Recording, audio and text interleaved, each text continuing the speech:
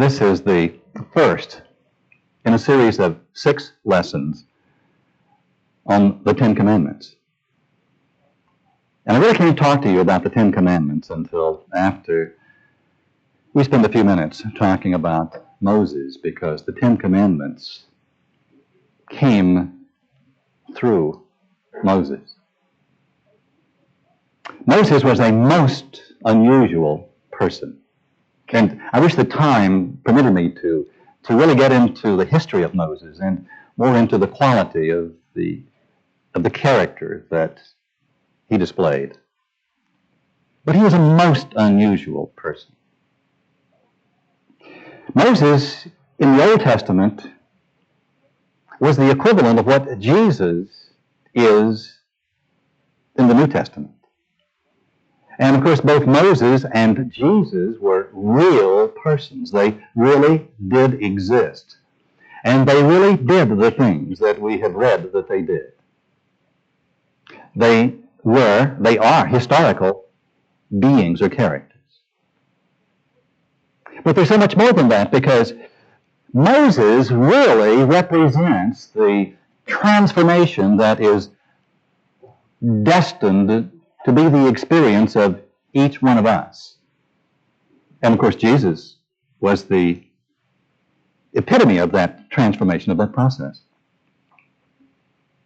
Moses is a reflection of the Moses in you. And I suppose that the best analogy would be to say that if we are all caterpillars, Moses was the butterfly that emerged in one of us. And Moses was the first really great historical person who was given a spiritual assignment to carry the message of that transformation to all of the caterpillars who had ears to hear and eyes to see. And so you can't understand the Ten Commandments until you can understand that they were, and they are, a system of ideas that, not ideas, but of principles. The Ten Commandments are a formula for transformation, for change, for not just the kind of change that takes place when the person decides that they want to do a little bit better in life and they're willing to make a few adjustments in their psychological outlook. But I'm talking about the kind of change that totally changes the quality of a person. The ultimate change. It's the change that we're here on this earth to learn about and perhaps to ultimately achieve. Moses demonstrated some incredible things in his own life.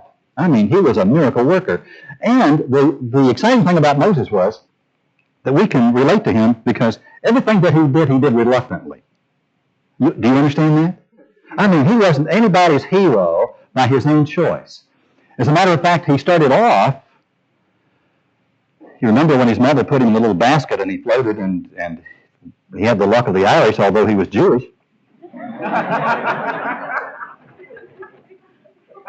The Pharaoh's sister found him floating and took him into the Pharaoh's household and lied about where he came from, and he grew up in the palace with all of the advantages that one would find in the palace. And then when he was older, he went through all of the chairs, the 33 chairs of the highest spiritual system at that time. He was a master in terms of his spiritual understanding. But guess what? Like you and me, he blew it all. I mean, in the process, he still had not learned to take charge of himself. Is there anybody here that understands Moses? If so, raise your hand. In his anger, he killed an Egyptian and had to flee out into the boondocks. And there he took up a life that was somewhat less pleasing, quite a bit less pleasing than what he'd experienced before. He came upon hard times. He was probably the original prodigal son. But like most of us, he fell into a comfort zone. He liked where he was. But the Spirit in him would not let him rest. Kept pushing and pulling and tugging, and finally the Lord God appeared to him and said, Moses, I'm going to send you down into Egypt to rescue my children. Moses said, don't send me. I don't want anything to do with spiritual things. I'm not ready. I don't speak well. I'm not a public speaker. Don't get me up on the platform. And of course, God was persistent, and Moses was sent down into Egypt, and the Lord God told him, I will be with you. I will be with you every step of the way. Wherever you go, Moses, I will be there. I will put the thoughts in your mind and the words in your mouth. As a matter of fact, I'm going to send your brother Aaron along because he really is a good talker. And still Moses was reluctant, but it happened. And I say this to you because even though we're all gathered together here tonight, if you will examine your inner state of being, you will see that there's still a great reluctance in some parts of you to be changed. Is it not true that you would like to have your good come into your life without having to make any appreciable effort, except just showing up? Wouldn't it be great if all we had to do was show up? And most of the time, we aren't even willing to show up.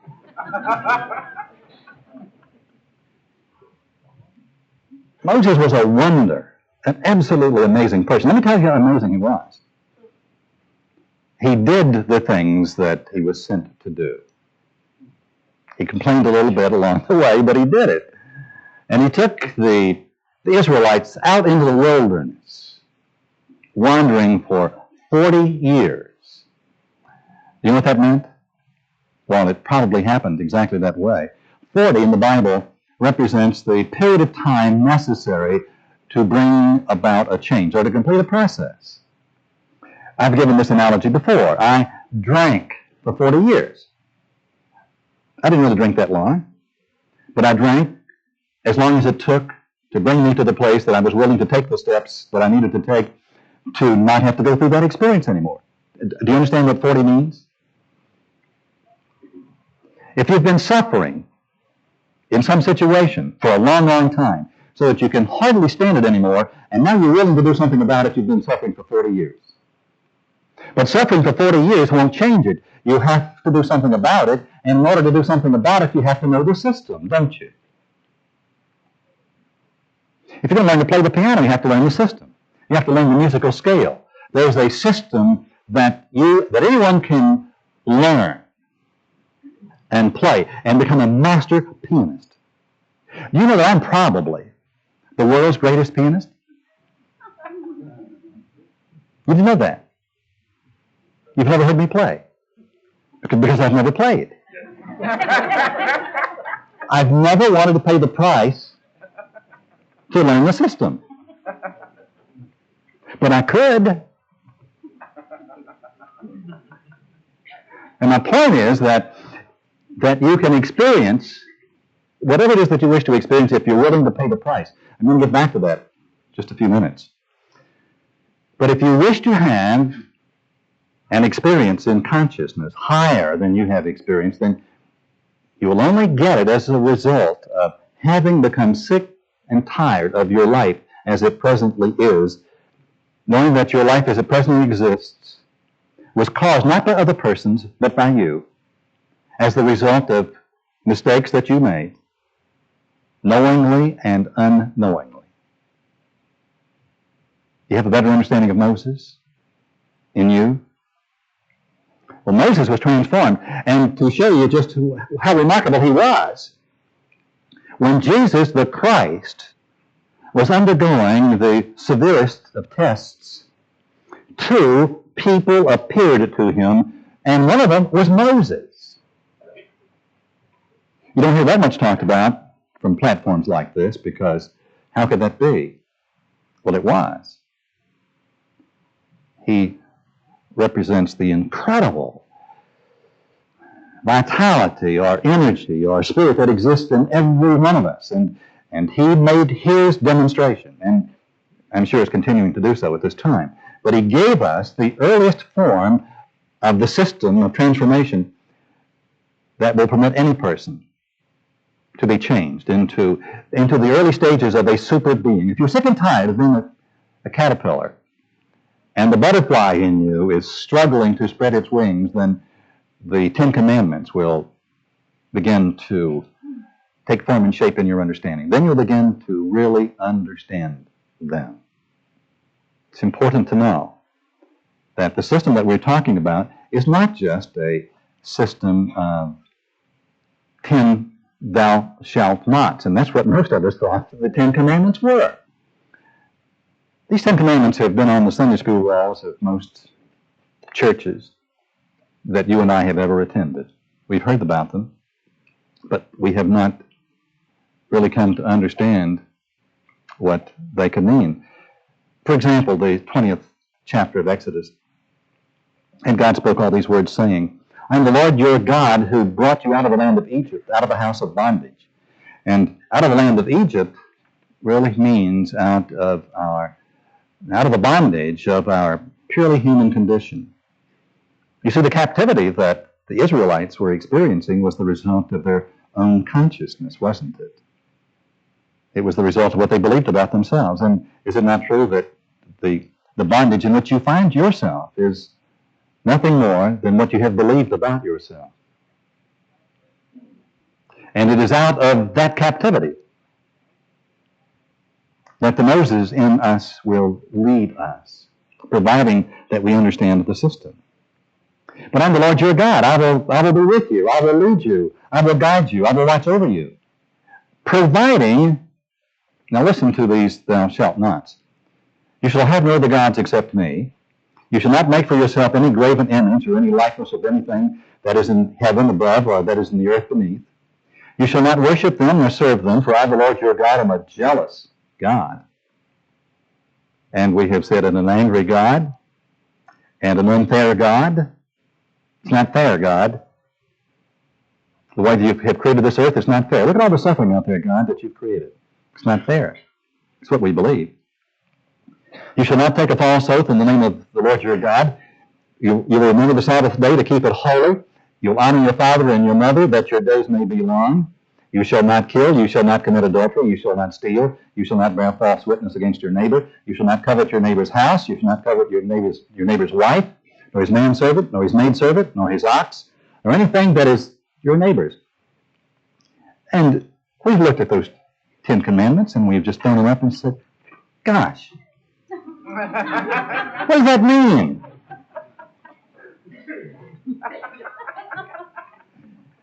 It means so very much when you come to have the other understanding. You see, in Moses' time, mankind generally had not yet come to understand that we live in a universe of law, and today we understand that it's a physical universe with laws that are equally applicable. We know that the law of gravity, for example, applies to every person, and it's not unfair. Isn't that true? And the more that we study and understand the laws, the more things that we can accomplish. We can put people in space and bring them back because we understand the law. We can build bridges over long distances that will not collapse, and buildings that will reach beyond the clouds. And more than that, we can build heavier than aircraft that can fly through space, and we do not hesitate to build them because we believe in all earnestness that that craft will fly, will take a predetermined flight and land safely. We don't question the laws of physics. Those days, people did not understand the nature of laws of the outer visible world. But you see, today, even with our advanced information, all that we understand mostly, generally, is the laws of the physical world. We still look out and see the world around us, and we have overpowered that world with our understanding of its laws. But there's another world. There's the world of metaphysics, meaning the world of the invisible dimension. And that everything that exists that can be seen is merely a reflection of things not seen. We have taken the outer world to be the world of cause. And we react to things in the outer world as though they are causes. I'll bet you have that experience today. If you drove very far on the expressway, I promise you, you did. somebody cut right in front of you and you said, we won't even talk about what you said. Because we let these outer things control our inner states of mind. Isn't that true? And no one ever knew or understood that outer things are ultimately controlled, primarily controlled by inner states of mind. Did you not know that? Most people spend most of their lives trying to adjust their outer world and do so with absolutely no success at all. And whether you are 40 or 45 or 50 or 60 or 19, it doesn't make any difference.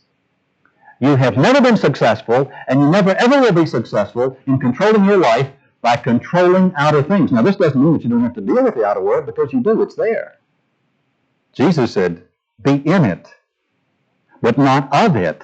And that's precisely what Moses was telling us in his 10 Commandments. You know, sometimes we can understand the thing better if we look at the opposite of it. And remember that he was dealing with people, most of whom were illiterate in terms of understanding anything about psychology or natural law or order.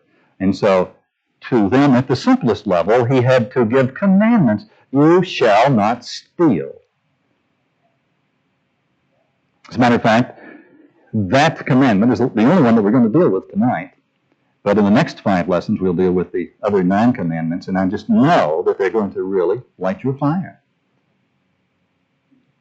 You shall not steal. It's a simple commandment. Meaning you simply cannot take what doesn't belong to you. Now remember that when he was given the assignment of taking the people out into the wilderness for 40 years, he was in charge of a process of transformation of their consciousness.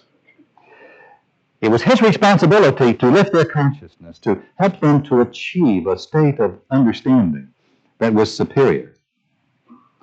Now, he couldn't force that consciousness on them, but he took them out into the conditions, and he was given the system, 10 Commandments, and a deep understanding of what those commandments meant, so that those people would be and could be transformed, so that they could take charge of their destiny. That's a key point. You see, you were created so that you ultimately, you will learn how to take charge of your destiny. And don't tell me that you've done it yet, because I won't believe it if you tell me. If you tell me that you're learning to do it, I will say, hooray. We're in the process of taking charge of our destiny, meaning we're in the process of becoming 100% responsible ourselves. We're in the process of discovering that we really are spiritual beings. We already are. We're not becoming spiritual beings. We are spiritual beings, trapped, imprisoned in a human experience. And the human experience is Israel. We're being liberated from the human condition and from the human experience. But we already are spiritual beings. And so the laws already apply to us. There's another dimension referred to as the meta, meaning beyond or just back of. There are 3 sections of the Bible that have just always fascinated me.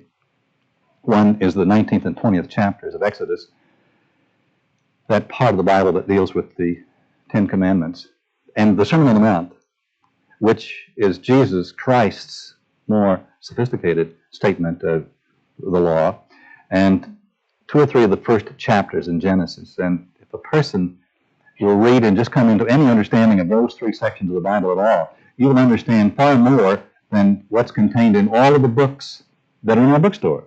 You know, we have an incredible selection of books and tapes in our bookstore. Isn't that true? If you've been there, you know that that is so. And in those sections of the Bible that I referred to is all of the wisdom that you'll find in those bookstores. Now, fortunately, it's sometimes simpler to come by picking up a book. So stop at a bookstore. Don't give up reading. It is better to find for most of us on most days of our lives. But the Bible is just a most remarkable statement of who we are and how we work, of how our minds really do work. And the Ten Commandments are really the 10 laws of life, which comprise a formula for successful living. So we're not talking about these 10 things that you dare not do. We're talking about 10 things that you cannot do. You can't even do them if you try them. So why try? Why try to keep on doing something that you can't do? And this is what Moses was saying. He was giving a positive formula for successful living, and he was saying if you try to not do what I'm telling you, you'll find that ultimately that you cannot. So tonight we're going to begin with the 8th commandment. Thou shalt not steal, which is stated in the 20th chapter of Exodus, the 15th verse. But before we go into the 8th commandment, I'd like to read to you the 21st verse of that same book. And the people stood afar off, and Moses drew near unto the thick darkness where God was. And the people stood afar off.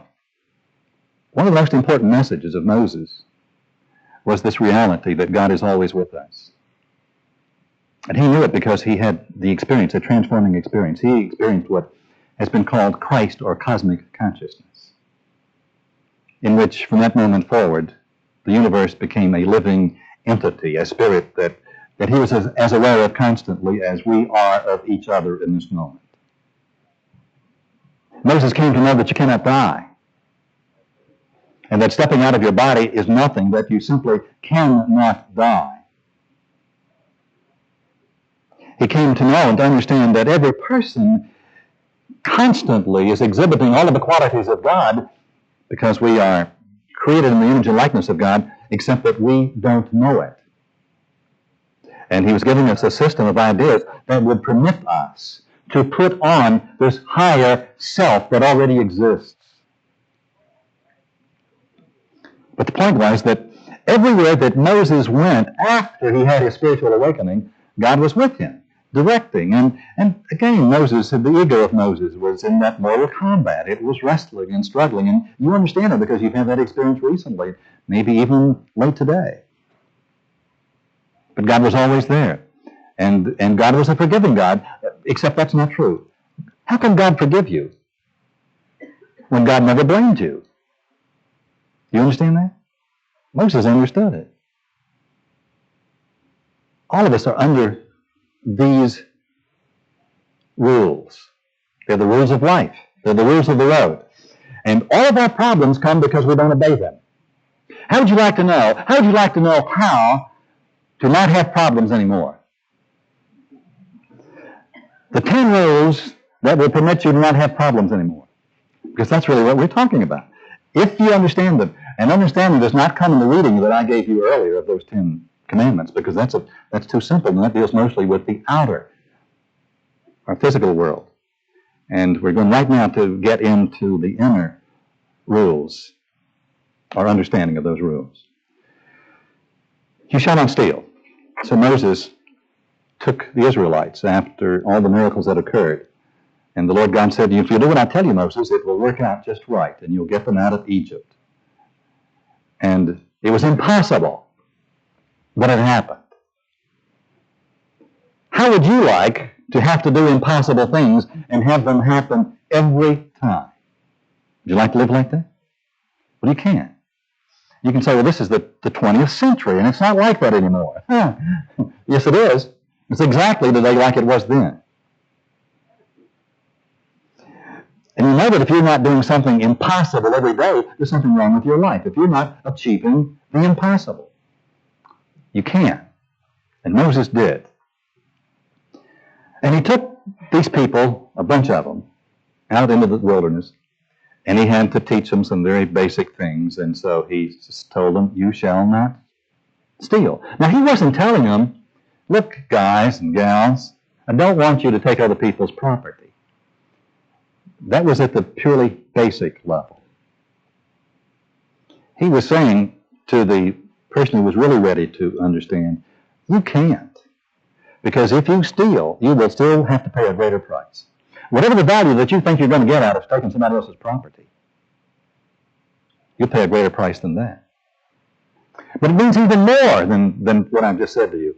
But it just so happens that in today's newspaper, There was an article by Jim Fitzgerald, who is a columnist. It begins with this exclamation. They're back! Exclamation point.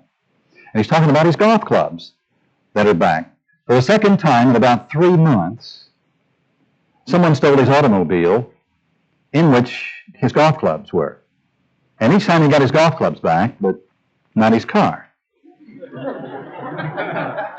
And each time his golf clubs were taken to the same pawn shop, which has a sign up front that says, Michigan's largest pawnbroker.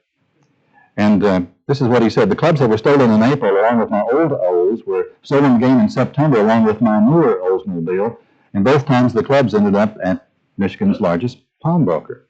You may wonder why I keep storing my golf clubs in my car trunk. Well, it's because I want to get my name in the Guinness Book of World Records. That's why.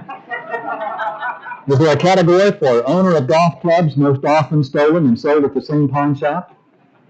If not, I could always enter the most stupid owner of golf clubs category. And each time his golf clubs, very expensive golf clubs, were pawned for $10. Now, what a price the person who stole his golf clubs paid.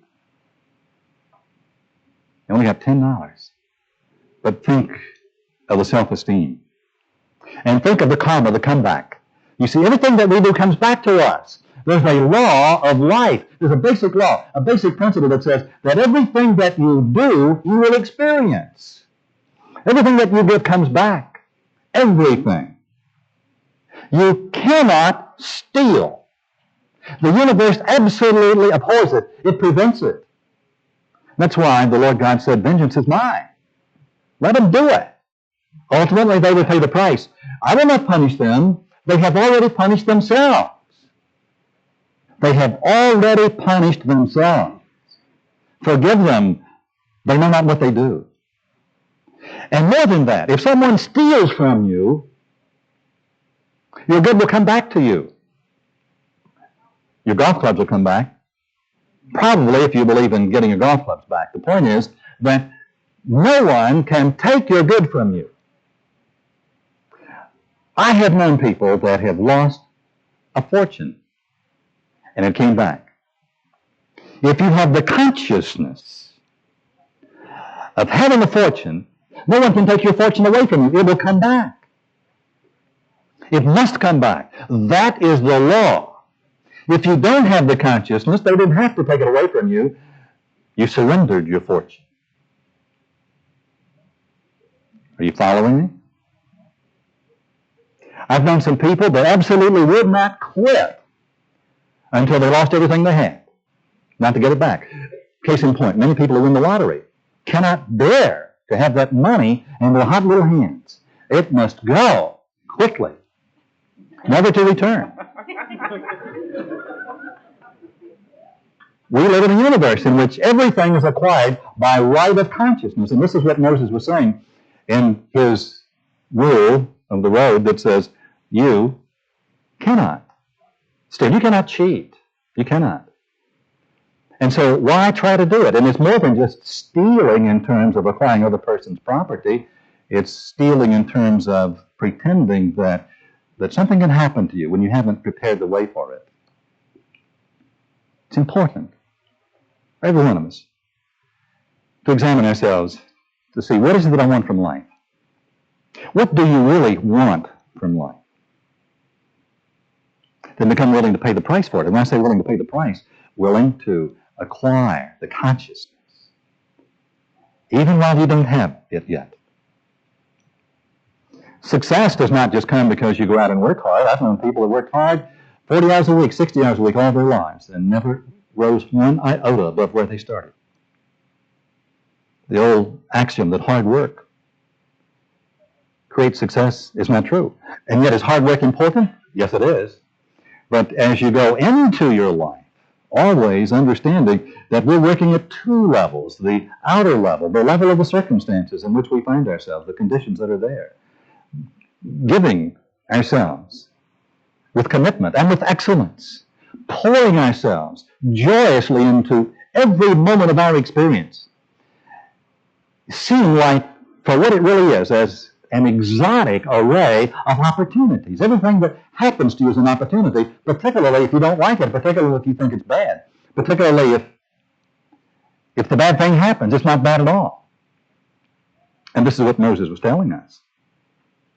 He learned it the hard way, that whatever happens is wonderful. Use it. Take advantage of that opportunity to grow yourself, to change yourself, to enjoy yourself.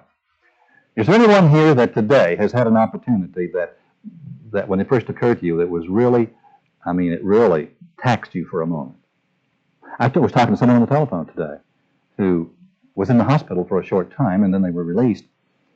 And this person was parked at a stoplight and was struck. Obviously not her fault at all.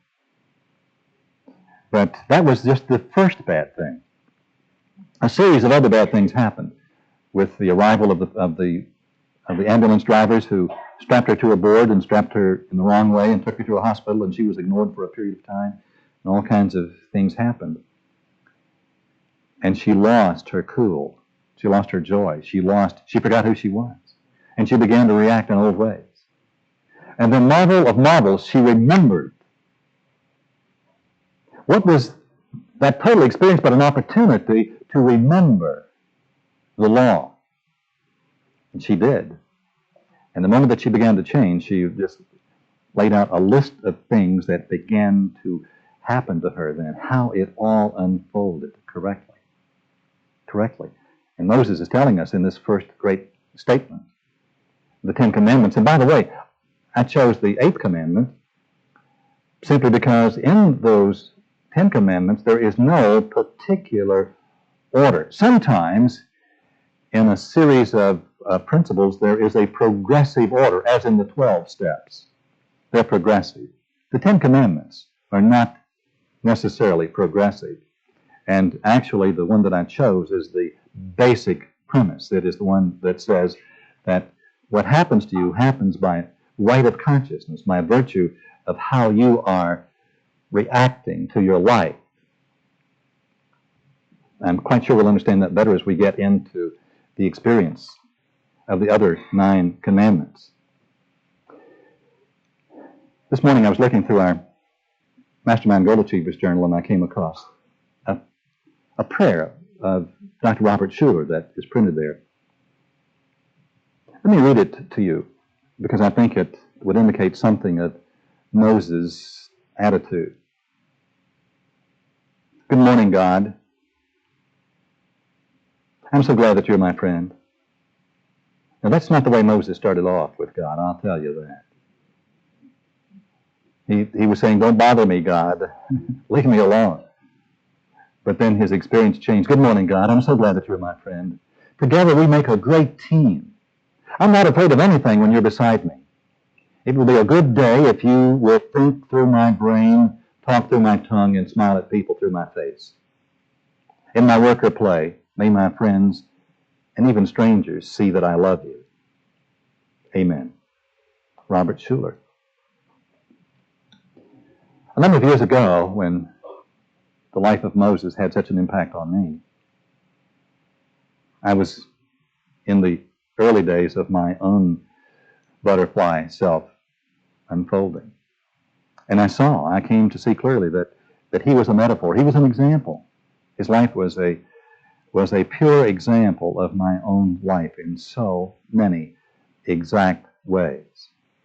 Not only in the beginning, but also in the progression of the events that occurred to him. He had to constantly work on himself. Yes, he had had an experience, and God was with him, and he was demonstrating miracles. He was doing impossible things. He was following orders. God was his friend, and yet he had to keep his eye on Moses. Do you understand what I'm talking about? He couldn't trust Moses for an hour and a half. And I couldn't trust me that long. I had so many things that had to be changed. There was nothing in my life that did not need to be changed. Everything in my life needed to be changed. Everything. My whole belief system needed to be transformed, and it was in the process of being transformed. But in my outer world, there was nothing there that pleased me. There was nothing there that was making it easy for me. But what an experience of having this guy. The fact that he lived 3,000 or 4,000 years ago had nothing to do with it. To have him be an example for me. That it would be possible for me if I would remember these principles. To go out into my day. I could start my day practicing the presence of God. God was always with Moses. Right to the very end was with Moses. Moses wasn't always with God. I had to go out and practice remembering that God was with me.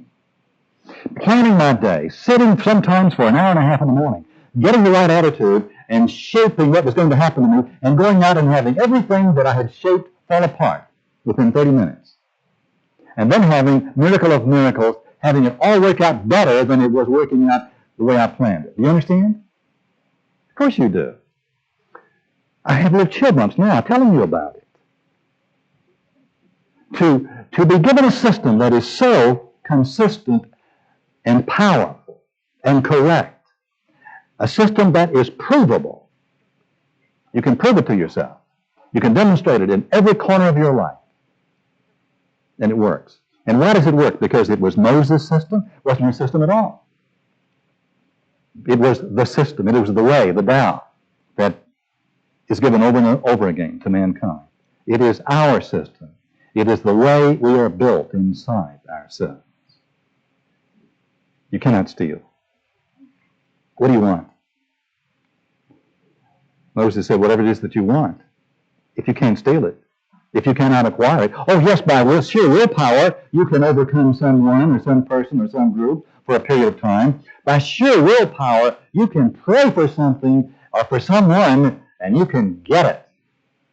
And how many times have you seen someone just pray for a whole day or a month for something or someone, then spend 2 years praying to get rid of it? You cannot steal. Are you hearing me? You simply cannot steal. Whatever it is that you want must be what? Must be given. You must have it and you must release it. See, we have thought that we could acquire things by possessing them because we've been working in outer ways with outer things. And he was saying, no, only by virtue of acquiring it in your consciousness. Only by virtue of attaining to it in your mind. Only by virtue of becoming one with God and following the guidance that is there and developing the sweetness of your spirit and the forgiving all other persons for all other things. And we'll get into these other principles in these next 5 lessons. The guy really knew what he was talking about. He was the first, he was the forerunner of a new type of being. He stood head and shoulders above the crowd. And yet, he was exactly like they were. And sometimes Moses is a better example for some people than Jesus, because we've made Jesus the exception. We've taken away his humanness. And we don't see, we refuse to see, that he walked the same walk that we walk. But you see, with Moses being the prototype, the forerunner, it was he, remember, that came back to speak to and to help Jesus? In him we can see ourselves. In him we can see our problems. In him we can also see our solutions. In his life, and through these 10 steps to successful living, we can see how that everything that happens to us is by right of consciousness. And that the worst things that happen are the best. We can see how that when we follow the direction that comes to us, when we really follow in God's will, we will find our backs right up against the wall. And at the last moment, at the last split second, the Red Sea will part. The way will be made clear. It will. If it is our will, it will not open. But if the Moses in us has made its connection, it will happen. It will happen. Moses was saying, I think, what the optimists said in the creed that was written by Christian Larson. He wasn't talking about 10 negative things that you dare not do, or God's going to zap you, that bearded person in the sky that's got your number anyhow. He was talking about 10 positive attributes that exist in all persons. Listen and see if you hear them in this form. Promise yourself to be so strong that nothing can disturb your peace of mind. To talk health, happiness, and prosperity to every person you meet. Promise yourself to make all your friends feel that there's something in them. Promise yourself to look at the sunny side of everything and make your optimism come true. Promise yourself to think only of the best, to work only for the best, and to expect only the best. To be just as enthusiastic about the success of others as you are about your own. Because you cannot steal. To forgive the mistakes of the past and press on to the greater achievements of the future. Promise yourself to wear a cheerful countenance at all times and give every living creature you meet a smile. Promise yourself to give so much time to the improvement of yourself that you have no time to criticize others. And promise yourself to be too large for worry, too noble for anger, too strong for fear, and too happy to permit the presence of trouble. Promise yourself? Why should you promise yourself these things? Because you already have them. That's why you can promise yourself. That's the way it really is.